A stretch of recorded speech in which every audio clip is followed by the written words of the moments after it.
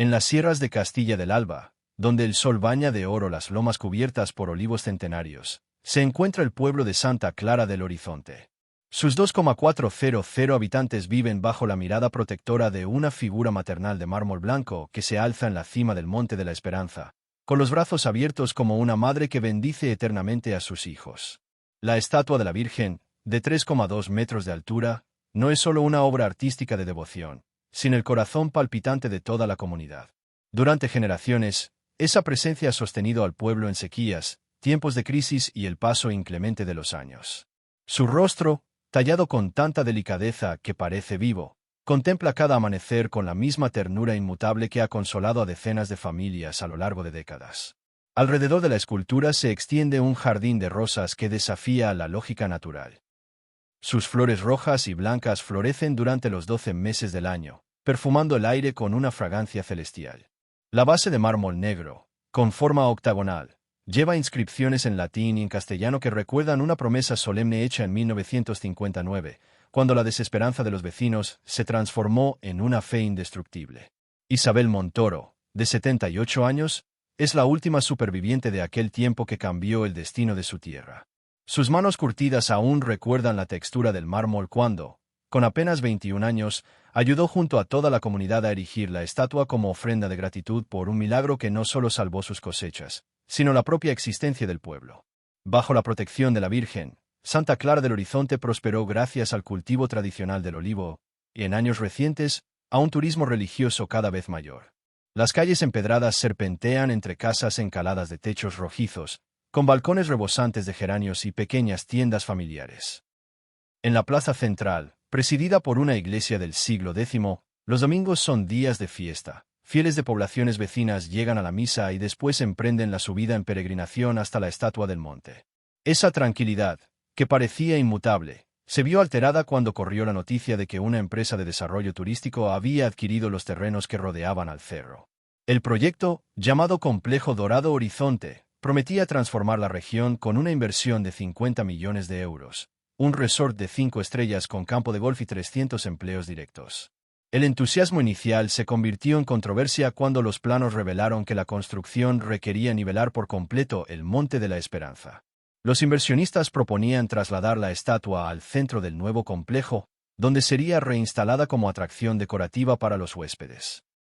Carolina Suárez, arquitecta principal del proyecto, llegó al pueblo con renders futuristas que mostraban el resort en todo su esplendor.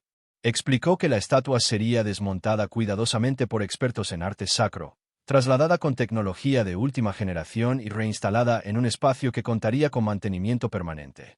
El anuncio partió al pueblo en dos. Los comerciantes veían la posibilidad de mejorar sus ingresos con turistas de alto poder adquisitivo. Los jóvenes soñaban con empleos estables y mejor remunerados.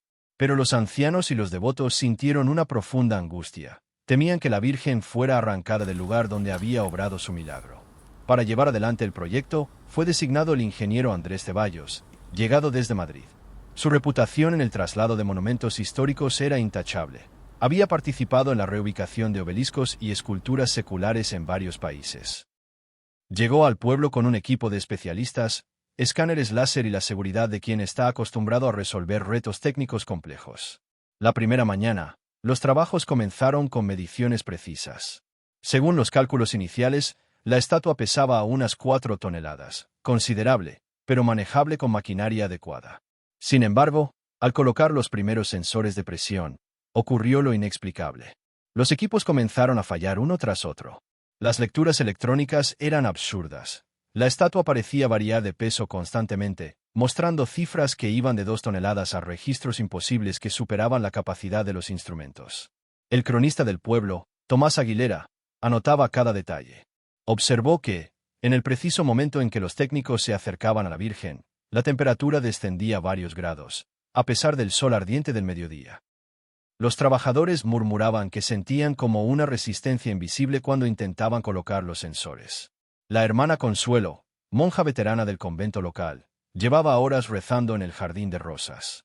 Cuando el ingeniero Ceballos le preguntó si había notado algo extraño, ella señaló las flores que rodeaban la base. A pesar del calor sofocante, estaban completamente abiertas, despidiendo un aroma tan intenso que algunos obreros se vieron obligados a retirarse.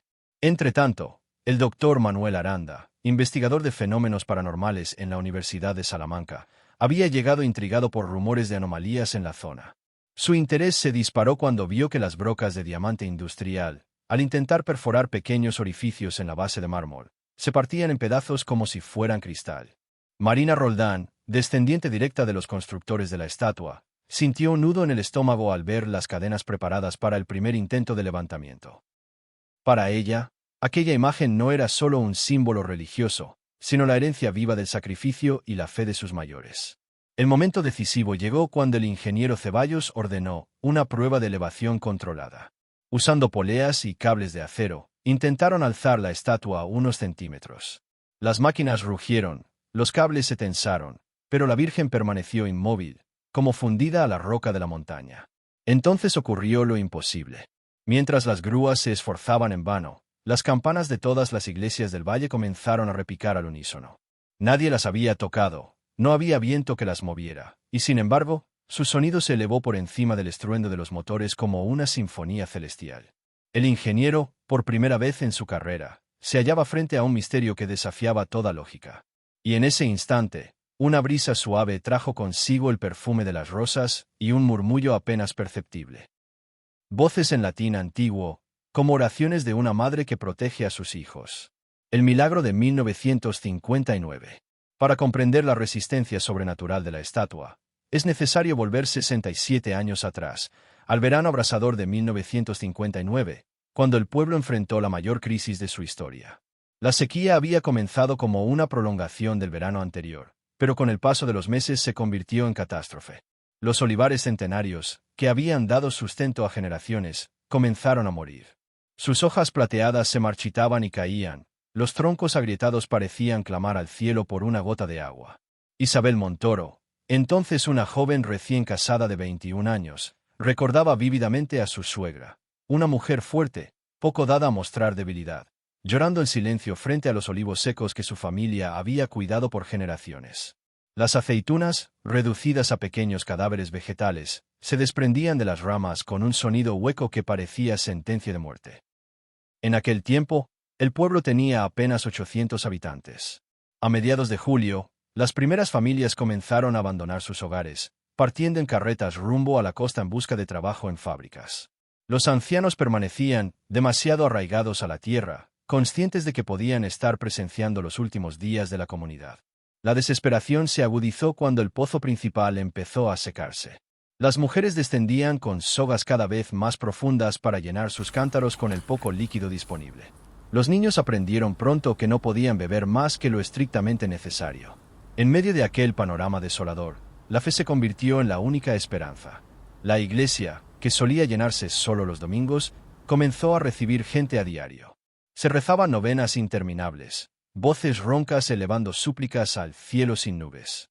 Fue entonces cuando Mercedes Salvatierra, viuda de 60 años y conocida por su devoción a la Virgen, propuso algo radical. En la plaza central, mientras las familias compartían sus últimas reservas de agua, se levantó y dijo con voz firme que el pueblo debía hacer una promesa colectiva a María. Si antes del 15 de septiembre caía la lluvia necesaria para salvar la cosecha, levantarían en la cima del Monte de la Esperanza una estatua de mármol en su honor, erigida con el esfuerzo de todos y para siempre. La idea se propagó como chispas sobre yesca seca. Cada familia debatió el compromiso. Entregarían sus escasos ahorros para comprar el mármol. Los hombres dedicarían su fuerza al tallado y a la construcción del camino hasta la cima. Las mujeres se encargarían del jardín de rosas, y los niños ayudarían en todo lo que pudieran. El 28 de agosto de 1959, los habitantes se reunieron en la plaza. No hubo notario ni documento escrito, solo la palabra solemne empeñada ante Dios y la comunidad. El alcalde pronunció la promesa, repetida en coro por todas las familias. Santísima Virgen María, si nos bendices con la lluvia que necesitamos para sobrevivir, te prometemos erigir en tu honor una estatua que permanecerá aquí mientras exista este pueblo. El calendario avanzaba y el cielo seguía inmutable. La angustia crecía. El 3 de septiembre, en plena madrugada, Isabel fue despertada por un sonido casi olvidado, el golpeteo suave de la lluvia sobre las tejas. Al principio creyó soñar, pero al asomarse vio las calles de tierra transformarse en barro perfumado. Lo que comenzó como una llovizna tímida se convirtió en 3 días de lluvia generosa y constante. No hubo inundaciones ni tormentas destructivas, solo un caudal perfecto que llenó pozos, depósitos y penetró la tierra hasta las raíces agónicas de los olivos. El fenómeno desconcertó a los meteorólogos. En los pueblos vecinos no se registró ni una sola nube. El agua cayó únicamente sobre Santa Clara del Horizonte. Al César la lluvia, el milagro era evidente. Los olivares reverdecieron en cuestión de días. Aquellas aceitunas que habían resistido comenzaron a engordar y madurar, y la cosecha resultó tan abundante y de calidad tan extraordinaria que aún hoy se recuerda como legendaria. El aceite producido alcanzó precios altísimos, permitiendo no solo la supervivencia del pueblo, sino un inicio inesperado de prosperidad. Cumplir la promesa se convirtió en la misión sagrada de todos. El mármol de Carrara fue adquirido con los ahorros comunes. Cuando llegó a la estación ferroviaria más cercana, los hombres, mujeres y jóvenes formaron una cadena humana de 15 kilómetros para transportar cada bloque hasta el pueblo. Durante 3 meses, construyeron a mano el sendero que llevaba a la cima del monte. Cada piedra fue colocada con paciencia, cada curva diseñada para que el ascenso fuera un acto de meditación. Ancianos aportaban su conocimiento en construcción tradicional, jóvenes su fuerza, mujeres organizaban comidas para los trabajadores, niños transportaban agua y herramientas. La escultura fue confiada al maestro sevillano Joaquín Robledo, pero todos participaron en algo. El repiqueteo de los cinceles marcó el ritmo de la vida durante 6 meses, hasta que la obra estuvo lista.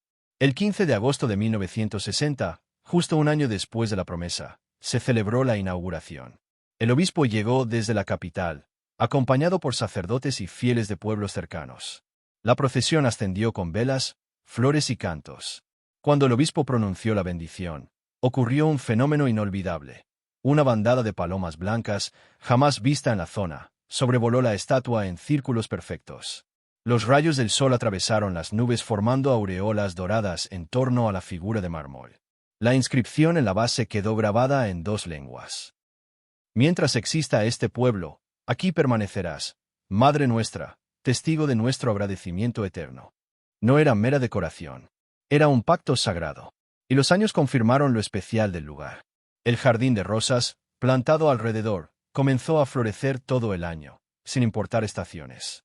Los visitantes hablaban de una paz inexplicable al acercarse a la estatua. Pronto, las peregrinaciones espontáneas comenzaron a llegar desde comunidades vecinas. La primera resistencia de la estatua fue apenas el comienzo de una serie de manifestaciones cada vez más extraordinarias conforme avanzaba el intento de traslado. El ingeniero Andrés Ceballos, acostumbrado a resolver con ciencia y técnica los retos más complejos, comenzó a enfrentarse a algo que escapaba a toda lógica. La segunda semana de trabajos llegó maquinaria especializada desde Madrid. Grúas hidráulicas de gran potencia, sistemas de poleas computarizadas y escáneres láser de precisión. Un verdadero ejército tecnológico desplegado alrededor del Monte de la Esperanza. Los operarios, curtidos en traslados de obeliscos y estatuas centenarias, llegaron confiados. Pero esa seguridad se quebró muy pronto. Desde los primeros intentos de maniobra, los motores diésel, perfectamente revisados, se apagaban en cuanto los cables de elevación se acercaban a la estatua. Los técnicos no hallaban explicación. Los motores funcionaban impecablemente en cualquier otro punto, pero se detenían una y otra vez al aproximarse a la Virgen. El doctor Manuel Aranda había colocado sensores electromagnéticos alrededor del área. Las lecturas que obtuvo contradecían las leyes conocidas. El campo magnético se intensificaba de manera anormal en un radio de 20 metros alrededor de la estatua, alterando brújulas, teléfonos y hasta los sistemas de posicionamiento satelital.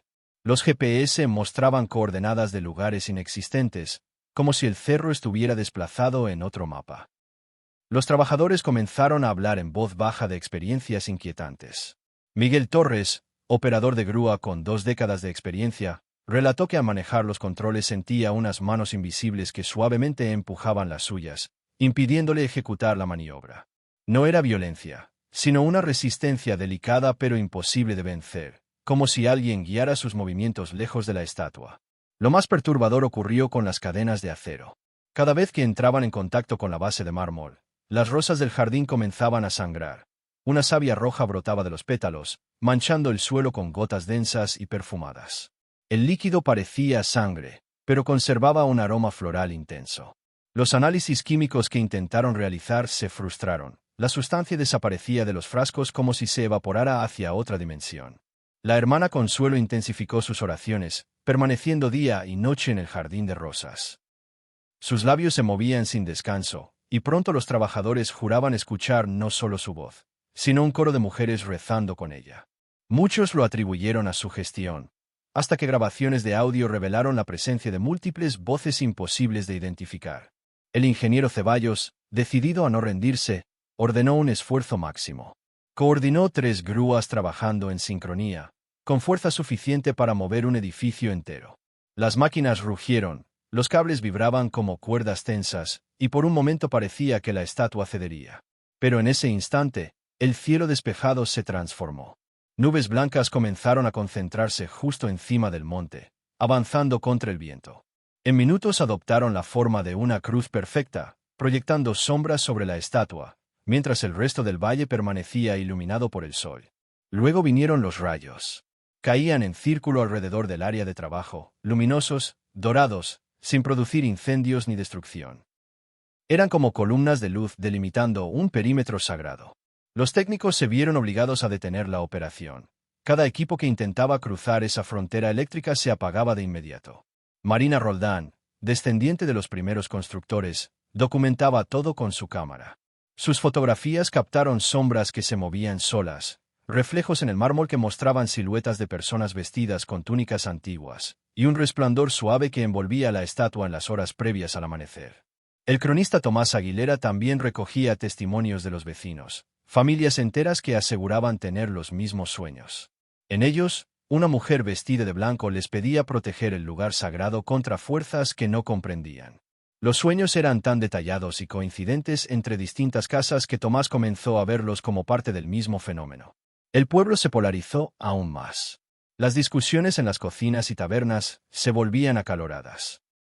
Eran trucos para sabotear el proyecto o manifestaciones celestiales. Los comerciantes insistían en que no podían perder la oportunidad de prosperidad. Los ancianos advertían que romper la promesa de 1959 traería desgracias. Incluso la arquitecta Carolina Suárez, hasta entonces firme en su visión moderna, empezó a tambalear en sus certezas. En reuniones con inversionistas admitió que el cronograma se retrasaba por dificultades imprevistas, aunque no se atrevía a mencionar fenómenos sobrenaturales en un informe empresarial. La situación se agravó cuando los obreros comenzaron a renunciar. Algunos alegaban motivos personales, pero los más sinceros confesaban no poder seguir trabajando en un lugar donde sentían la constante presencia de algo invisible que los observaba y juzgaba. Los reemplazos que llegaban duraban apenas días.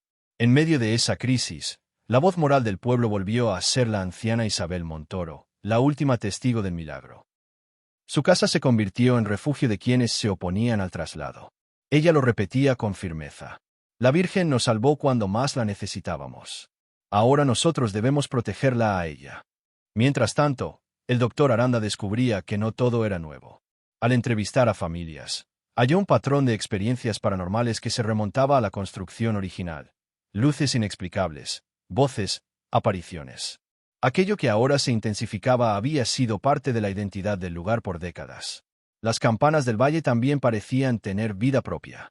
Volvían a sonar solas cada vez que reanudaban los intentos de mover la estatua. Los sacerdotes habían desconectado las cuerdas y cerrado los campanarios con llave, pero nada lo detenía. El tañido surgía como oración audible que recorría kilómetros. El viento también adquirió un carácter distinto en torno al monte. Lavaba aromas impossibles. Incienso, rosas intensas y hasta un dejo de mirra, fragancias vinculadas históricamente a las apariciones marianas. Todo indicaba que la batalla por el Monte de la Esperanza estaba entrando en su fase definitiva. El punto culminante llegó cuando los inversionistas, cansados de retrasos y pérdidas económicas, decidieron organizar un asalto final.